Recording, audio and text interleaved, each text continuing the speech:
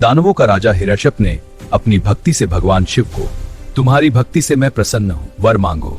वर मांगो, मुझे कोई दिन में न मारे, मुझे कोई रात में न मारे, कोई घर में ना मारे, ना मुझे कोई बाहर ना मारे, ना मुझे देवता मारे, ना मुझे इंसान मारे, ना मुझे जानवर मारे, ना मुझे पक्षी मारे। दानवों का राजा हिरण्यकश्यप भगवान शिव के वरदान से अत्यंत शक्तिशाली हो गया। तीनों लोकों में उसका भय छा गया, देवता भी उससे डरने लगे।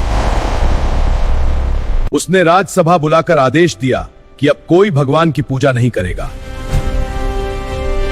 उसने घोषणा की कि अब से वही सबका भगवान है। जिसने मेरी आज्ञा नहीं मानी उसे मृत्यु दंड दिया जाएगा। डर के कारण लोगों ने भगवान का नाम लेना बंद कर दिया। मैं ही सर्वोच्च हूं, मेरा नाम लो। कुछ समय बाद दानवों का राजा हिरण्यकश्यप की पत्नी ने एक पुत्र को जन्म दिया। पुत्र का नाम प्रहलाद रखा गया। रानी सुन लो, हमारा पुत्र कभी विष्णु भक्त नहीं बनना चाहिए। लेकिन महाराज तो भगवान का सच्चा भक्त है। समय बीता और प्रहलाद बड़ा होने लगा। दानवों का राजा हिरण्यकश्यप ने एक पंडित को विष्णु भक्ति होने के कारण मृत्यु तक का लाख काट दिया। मैं ही परमेश्वर हूँ, मेरी आज्ञा ही अंतिम सत्य है। पिताजी, आप स्वयं को भगवान कहते हैं, यह असत्य है। बेटा, जिसने यह सारी सृष्टि बनाई वही भगवान है। भगवान? वही सच्चा भगवान है। माता की बात सुनकर प्रहलाद के मन में विष्णु भक्ति जाग उठी। ओम विष्णु देवाय नमः। दानवों का राजा हिरण्यकश्यप को जब पता चला कि उसका बेटा विष्णु की भक्ति करता है, यह असह्य है, क्रोधित हो उठाऊं मैं। प्रहलाद को विषैले सांपों के बीच फेंकने का आदेश दिया। पिताश्री कृपा करें। ओम विष्णु देवाय नमः। ओम विष्णु देवाय नमः।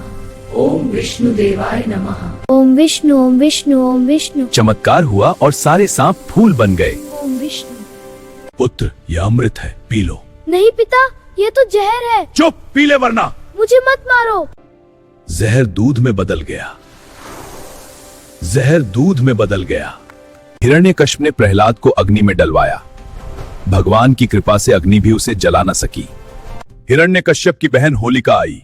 होलिका को अग्नि से न जलने का वरदान था। दानवों का राजा हिरण्यकश्यप प्रहलाद को गोद में लेकर अग्नि में बैठ गई। भगवान की कृपा से प्रहलाद बच गया। होलिका जलकर भस्म हो गई। हिरण्यकश्यप का क्रोध सीमा पार कर गया। प्रहलाद भगवान माने, मुझे भगवान माने वरना। प्रहलाद, नहीं पिताजी। तू मेरी आज्ञा नहीं मानेगा, मैं बागी। तुझे दंड मिलेगा। मैं डरता नहीं। प्रहलाद, तूने मेरी आज्ञा का उल्लंघन किया। खंभे से बांध दो इसे, अब कोई नहीं बचा सकता।